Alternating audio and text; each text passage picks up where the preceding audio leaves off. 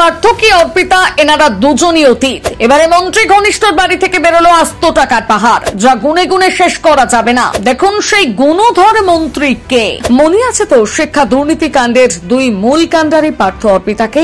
এদের ভুলে যাওয়া অবশ্য এত সহজ নয়, কারণ এই দুজনের হাত ধরে বাংলার মানুষ প্রথমবার একসঙ্গে কোটি কোটি টাকার পাহাড় দেখেছিল। পার্থ চট্টোপাধ্যায়, যিনি ছিলেন এককালের শিক্ষামন্ত্রী, এদিকে অর্পিতা মুখার্জি, যিনি মন্ত্রী মিনিস্টার কিছুই নন, ইনি ছিলেন পার্থবাবুর ঘনিষ্ঠা বান্ধবী। এই দুই মাস্কেটিয়ার্সের বাড়ির খাটের তলা থেকে উদ্ধার হয়েছিল কালো টাকার বিশাল পাহাড়, যা আজও চোখে ভাসলে ধাঁধা লাগে। তবে এবার পার্থ অর্পিতার মতন একই ঘটনার পুনরাবৃত্তি ঘটালো এক মন্ত্রী ঘনিষ্ঠ ব্যক্তি।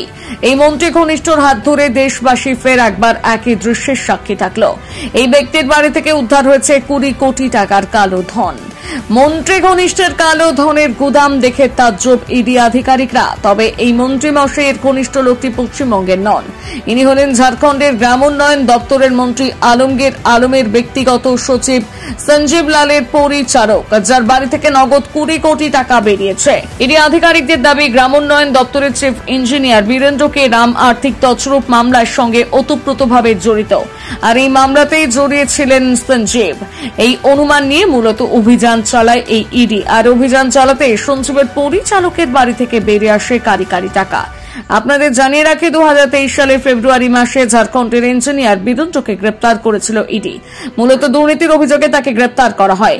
এই বীরেন্দ্রের সঙ্গে ঘনিষ্ঠতা ছিল সঞ্জীবের, যা তল্লাশিতে অনেক আগেই ইডির হাতে উঠে আসে। এরপর বীরেন্দ্র কাণ্ডের কুল কিনারা করতে গিয়ে ধীরে ধীরে ইডির হাতে উঠে আসে আরো অনেক তথ্য। এই দুর্নীতিকাণ্ড বাংলায় না ঘটলেও বাংলাকে নাড়িয়ে দিয়েছে, সেই সঙ্গে স্মরণ করে দিয়েছে 2022 সালের পার্থ অর্পিতার শিক্ষা নিয়োগ দুর্নীতির কথা।